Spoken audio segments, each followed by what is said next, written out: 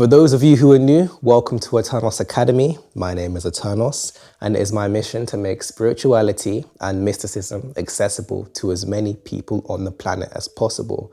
And in order for me to do that, there are a few things that we need to understand, a few conceptions and misconceptions that humanity as a whole carries that we need to change and disregard.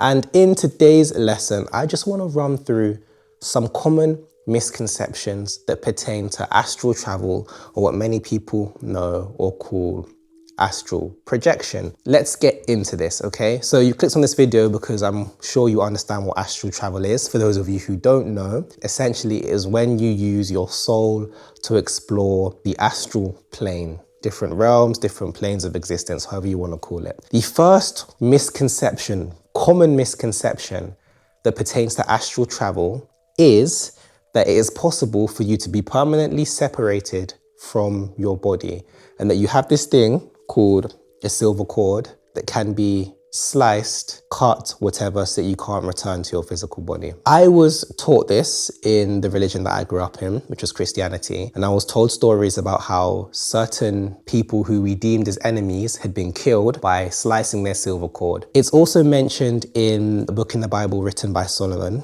where he talks about the silver cord, right? What this notion is there's this belief that there's a thin cord that connects your soul to your physical body, and that when you specifically astral travel and it gets cut, you basically can't return to your physical body, and so you die. The first thing I would like to say is that if you are a part of the kingdom of God, which is what I teach, and I'm not talking about a religious kingdom, I'm talking about the actual governmental structure that Yeshua and many other spiritual masters taught, this is something that you really don't need to worry about whatsoever. What I would also like to say and reassure you guys is that most of the people that teach about this don't have much experience doing it. I know I can speak for myself and many others, but I have never seen within myself, when traveling, using my other bodies, a silver cord. And a lot of people who I know who are very skilled at doing this in terms of astral travel also back me up and agree with me on this matter, okay? Now, we can theorize things, or we can go off of the things that we experience. And what a lot of people don't realize is that you aren't just one being connected. You actually have multiple bodies that all do separate things anyway. Your soul isn't actually connected to your physical body. This is based off of the misconception that your soul lives within your physical body, as in like a suit, like Iron Man, the soul is within your body all the time, which is not true. Your soul and your spirit, especially with your spirit actually, are often going around doing other things, right? And if you actually think about it, they're in two different planes of existence, which is why, and I've said this before, when I look at someone, if I say hi to my mum, I'm looking at her physical body, but I'm not looking at her soul. It's completely different planes. Different planes have different rules. Okay. The reason why I bring this up is because this will stop a lot of people from progressing with astral travel. And it's a tactic also used to scare a lot of people out of practicing this. If you have fear around experiencing another one of your bodies and moving in different realms, then of course it's not going to open up for you. Okay. So let this just be my reassurance to you that you don't have to worry about being permanently separated from your physical body, especially if you approach all of this stuff in the way in which I and many others teach. Safe ways, okay? Let's just put it like that. But I wanted to address this first because it is very, very, very, very, very, very, very important. And this is something that used to scare me. Like, I remember when I first learned about this stuff, I was like 15, 16, and I started trying it. Then I heard that you can get separated from your physical body. And I was like, oh my gosh, I don't want to do this anymore. And so I stopped. Second thing is that astral travel itself is dangerous. Okay, I want to clear this up, okay? The act of using your soul to travel around and do things, the notion that that is dangerous, demonic, also along the same sort of lines, doesn't make sense. Here's why, right? I have a physical body, and I want you guys to pay attention here because this might really help you. When I'm hungry, or if I want to go to the shops, what do? I just use my body and I walk there, I travel there. If I choose to go to a different shop in a more dangerous area and then I get, robbed or beaten up or whatever, does that then mean that the issue was with me walking there?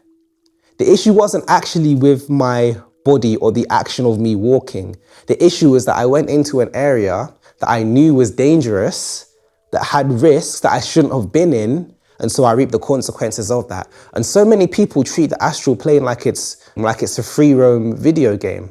As in, they probably get a bit excited that they're experiencing a different reality and realm and think that they can then venture anywhere. Like, what would you do if a stranger came into your house, right? You would deal with them. And so we have people wandering around, keeping their heads in different places, not understanding that it's a whole other world, but it also has its own rules. And, you know, if you break or go and start messing around with certain things that you're unaware of, you will find out, right? What people then do is they associate the danger and all the negative experiences with the action of travel itself, which is very silly. That's like me saying, oh brother, you got robbed, you should never walk again. In fact, never move your physical body, stay at home, don't do anything, it's demonic. Do you understand the point I'm making? Astral travel or engaging your soul is literally just engaging another part of yourself. And in the same way, I wouldn't sneak into a stranger's house in the physical because I know there are ramifications, especially if I lived in America, for example. I don't recommend going into certain places in the astral plane that you're unfamiliar with. Now, there are some safe zones. For example, in the astral plane, Mother has a library that we can visit that's full of information. You know, you have your own territory you can visit. Even your local neighborhood, if you're familiar with the area, can be fairly safe. Even going into space can be fairly safe. But a lot of people go looking for things and looking for trouble, looking to fight certain entities, and that's when things then start to mess up. And I can give you a story about this, actually. I learned a technique where you can go into these experiences through dreams. And I remember the first time I learned this technique, something that I did was that I was in a dream and I basically pulled off this technique to switch my consciousness into the astral state or whatever. And as I did so, and I went through this portal, I was taken into the astral, but it was this realm filled with darkness. And there were all these creatures and beings and stuff. Now, they didn't harm me or do anything to me, but I then came back out of it. And obviously I was a bit shook. And I then realized that it's all well and good, you know, watching and learning videos from people telling you, oh, you can go through portals and do all of this. I went through a portal, I had no idea where it was gonna take me to. I can't then blame astral travel for that. I blame my decision to go and do something without discerning whether it was safe or not. So in the same way you navigate the physical world, you should also be navigating the astral and the spirit when it comes to being a little bit sensible with things. Now, obviously, as you grow in power and authority, these things change and improve and grow. But I just wanted to deal with that misconception, okay? The actual act of traveling itself is not dangerous. It's just that people tend to do sometimes dangerous things while traveling. There are many more stories I can tell you like that, but for now, let's move on, okay? The third astral travel misconception that I want to talk to you guys about, and this is a really big one because people love to talk about the Akashic records. The Akashic records are basically records that exist in the astral plane containing information about various things such as the history of humanity, the history of ancient civilizations, just a massive knowledge base, like Wikipedia, but on super steroids, right? It's this big web of information. Another thing as well, before I get into this, is that the astral plane in general is a realm of information. But you need to be aware and cautious of the fact that not all information is true. It's just information. Information can be valid and information can be false. The misconception is that all of the information that you receive in the astral plane overlaps and is equal to the physical and is valid in the physical, okay? Not true. You still have to have this thing called discernment. And this is why I believe that engaging the spirit more than the soul is very important, because your spirit has abilities, and I know your soul has things such as intuition, which can be very handy. But when it comes to discerning whether information is valid or not, the spirit is reliable. Now, if you haven't seen my video on the difference between spirit, soul, and body, I believe I have 2 of them, but I know there is one in particular, and I will definitely be making more. I suggest watching it. But just because you experience something or a being comes and shares information, or you go into the astral plane and learn about certain things, doesn't necessarily mean it's true. Now, it can be sometimes, but it's not guaranteed that it always is. And I just want to clear that up because some of you are going to start experiencing things in those realms. And I don't want you to believe that those things are true. Like, there are events that I've seen and things that have happened that I know aren't true in the astral plane, but I know that the situation and thing that I've experienced sometimes has been a warning, right, about what could happen. And so I then get to work to change that outcome. And that's how the information was relayed to me. It's a different realm, it has different laws. The more you engage and encounter it, the more you'll begin to understand how it works, okay? The fourth common misconception, and I want you guys to actually appreciate the art here, is that sleep paralysis, do you get it? Because like disabled and he's asleep, right? Sleep paralysis is a requirement for astral projection. And the requirement, right, it's basically saying that you can't access astral projection without sleep paralysis. This is Gandalf. You see, you got the hair, you got the staff, and he's saying, you shall not pass. You know, I just wanted to... Anyway, sleep paralysis is not at all a requirement for astral travel. And if you actually understand what sleep paralysis is, you would understand that it's actually a byproduct of something else that is going on, where your bodies are separate and there are things going on. But that's another video in its entirety. We're not here to talk about sleep paralysis in detail. This sleep paralysis thing, right, and in the OBE community or astral community in particular, I've seen some people, not all, but some people teach that, you know, getting into that state is a requirement to then leave your body. But this is the issue. The issue is it's a common misconception that for astral travel, you actually have to get your soul to leave your body. You don't. Your soul is already out and about doing things. They're not connected, which is what I was basically saying here. Really and truly, that should be the 9th point, and I can go into that a little bit later. You look at how I'm even writing, like the grip, soul outside body. Sleep paralysis is not very nice, can be quite scary. I used to experience it when I was a kid. And the issue is, if you begin to teach people that that's a requirement to astral travel, they'll begin to associate astral travel with the feelings they experience in sleep paralysis, which is normally fear, worry, etc., you know, panic. And I believe that the best way to unlock activities, abilities, whatever you want to call it, in these kind of realms is through rest. Anything that takes you out of rest makes things 10 times harder. And so teaching people that they have to get into sleep paralysis to then do this thing is the reason why a lot of people aren't able to do this with the ease that they believe that they can. Even for me, right?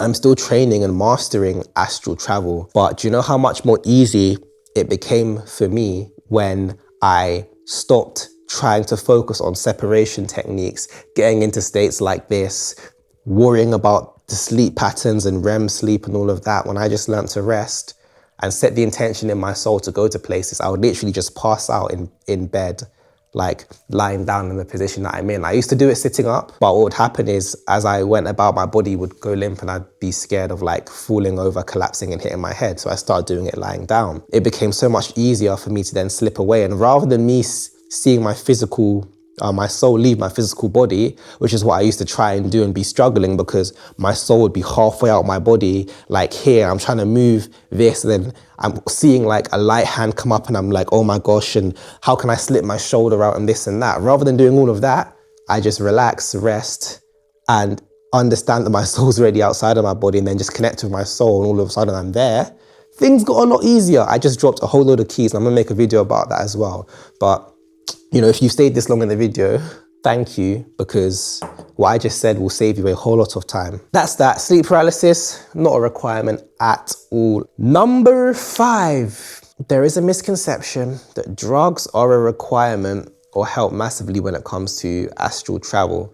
Now, I do understand that drugs can get you into a state of consciousness that makes it easier and almost effortless for you to experience these things, but they are not a requirement. You know the type of drugs I'm talking about. I'm not talking about herbs, I'm not talking about fruits and those kind of things, because there are certain fruit diets you can go on that basically make it so much easier for you to interact with your soul and stuff because of the energy that you store. Like the rainbow diet, where you eat specific fruits, even just eating grapefruit, a lot of grapefruit. But drugs in particular, not needed, not necessary. Once again, the way I see it is so simple, but it's literally just that I have a physical body I don't take drugs to be able to maneuver my physical body. Yes, I eat sometimes, but I can just move my physical body, so I shouldn't need drugs. The issue is we've been grown up to only really focus on and learn how to move our physical, but we will learn how to move our physical bodies. In the same way we can all learn how to move our souls, in the same way we can all learn to move our spirits. It just takes practice. It does not take drugs. Drugs are a shortcut, and when you get hooked on drugs trying to achieve this then becomes a requirement for this. When this goes, and this has negative side effects on your body and your health and all sorts. So I would recommend forgetting the drugs, going back to the good old days of just practicing and practicing and practicing, and then the results come. Common misconception, you do not need drugs. Anyone who tells you that you need drugs is lying to you. You do not need to rely on any physical substance to experience your soul or your spirit, because these are physical things. Now, before I move on, I will say you can do things that will help. Okay, eating healthily helps. Certain things help, right? But it's not really a requirement. Like, you could eat fast food and be so unhealthy and still be moving around in your soul if you're aware of how to move it. It's just a body. Like, see it as just a body. Don't see it as anything more than that. Now, number 6, and this is a big one, and I want you guys to apply this to me, apply this to any of the teachers that you see online, okay? Just because someone is able to astral travel, leave their body, or they claim that they are, it doesn't mean that they're enlightened. This is Yoda, by the way, and his crown chakra is active. It does not mean that they're enlightened. It just means that they are aware of how to move another body. You don't worship people who are able to walk around every day, because walking around every day is normal. And so there's no reason as to why you should do the same for people who are able to astrally travel. It just means that they've practiced using another body and maybe you haven't. And so you see it as this great feat. That's all I really want to say, okay? Now, yes, some of us have this ability. It doesn't mean that we're any more special than anyone else, because everyone can do this. I wasn't doing this by default. I trained and practiced and then unlocked it. In the same way that I have done it, in the same way that many other people have done it, even the people that I learned from, my teachers, my mentors, spiritual fathers, etc., did this. They trained and then they unlocked the ability. Everyone can. Now, yes, you will gain more information because astral planes, etc., where information is heavily stored, but it doesn't mean that that person is some enlightened being, because what happens is when you attach yourself or see someone as being this great figure because they can do an ability, you're putting distance between yourself and that ability, because you're making it seem like this great thing, when in reality, walking around is normal. And so using your astral body should be normal. Using your spirit and your soul to navigate this world should be normal, okay? Now, also, there are a lot of people who are doing this, and when they are astral traveling, they're not really doing anything much. They'll just fly around, beef a couple beings, and then come back to the earth, shift consciousness to their physical body. And, you know, they may talk, use elaborate sentences, say all this kind of stuff to wow people, and people will be like, oh my gosh, this person has so much wisdom, when really and truly they've just been, you know, leaving their body and fighting imps all day, you know? Number 7, this is just a misconception that dreaming and astral travel are two entirely different things. The reality of it is, when you're dreaming, your physical body is still, right? You are experiencing sensations. Everything you do in a dream feels real. So you're basically engaging a different body, all right, while your physical body is asleep. Astral travel is exactly the same when you're engaging another body. Now, your body doesn't actually have to be asleep for this, but for a lot of people, it's much easier when it is. I'm going to tell you the truth. Truth is that you're astral projecting more than you think. You're astral traveling more than you think, because even when you dream, you're just automatically using the other bodies that you have without you realizing it. But the issue is, a lot of people think, oh, I just imagined that, or I just made it up. Okay, I want you to imagine right now flying. Okay, if you imagine flying right now, you can create a faint image in your head, but it's not the same as when you're in a dream, and you can literally feel the wind on you, and you're flying around these planets, and you're doing all of this stuff in dreams that feels so real. Do you know what I mean? To the point where, you know, the argument of, oh, you know, it's just in your head, making it up. I don't really want to go into that right now, but your mind is very powerful, and your mind spans against multiple bodies that you have, or across multiple bodies that you have. And so it is essential that you don't downplay the stuff that you dream. I'm just letting you know. I don't want to go into the science of it right now, because, you know, I don't want to take up too much of your time, but it is important. It is so important that you guys understand that if you can dream, then you can engage your soul because you're already doing it. And then there are people who believe, or who say they don't dream, and that's not even a bad thing. If you know you have dreams before, then that should be enough. Even if you dreamt once in your life, that's enough for you to know that you have the ability to, engage other bodies that you have, such as your soul. Now, the reason why I say that it's essential is because most of the time it's just about belief in the ability that you can do a thing that's stopping you from being able to do a thing. A lot of people exalt astral travel as this great thing, but it really isn't that difficult, isn't that straightforward, has nothing to do with also your actions, sin, etc., which is another misconception, which now makes this a 10. But that misconception is that if you sin or do bad actions, then spiritual abilities or abilities such as astral travel, translation, even through the spirit, etc., all come out of reach. That's not true, okay? You're just using your body. I use my physical body. If I want to go and fight someone, I can fight someone. If I want to go and become a doctor and heal someone, I become a doctor and heal someone. I'm still using my physical body to do so. It's exactly the same with the soul. This ability is outside of morality in terms of, oh, if I do good things, I can then spirit travel. If I do bad things, I can't. That's not how this works, okay? Do we do 8 or do we do 9? What do you guys think? I don't know why I'm asking you. I should probably do some of these sessions live. Yeah, live sessions will be done inside the academy. I think that's a good idea. Number 8, spirit travel and astral projection all get lumped into the same category. They are different things. Your spirit has a specific function, your soul has a specific function, and your physical body has a specific function. The three of them are completely different things. And so spirit travel is when you use your spirit to travel. Astral travel is when you use your soul to travel.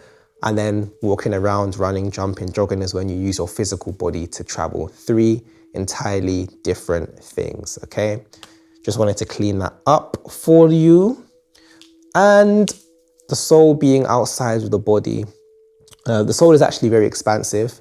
Often as well, sometimes when you meditate, you can actually feel your soul expand, your spirit expand while your physical body is there. It's one of the first things I started to experience when I first started practicing meditation, stillness, etc. And so I may even do a guided meditation where you can begin to experience these other bodies while still keeping your physical body aware, so you can understand that, hold on, my soul and my spirit are way more expansive, and it's possible for me to engage them outside of my body consistently. And so I don't have to worry about pushing my soul out of my body and popping my spirit out of my body at all, okay? But guys, I didn't want to take up too much of your time. These are some common misconceptions about astral travel. I hope I've explained them enough to the point where you have a bit of an understanding. Of course, if you have any more questions, you can reach out and just inform me, let me know. And yeah, I want to thank you for those of you who stayed to the end. Practice, practice, practice, guys, and enjoy the journey. Have fun. Don't beat yourself up for missing anything, the whole shebang. But hey guys, I'm Eternos, and thank you for watching this video. Peace.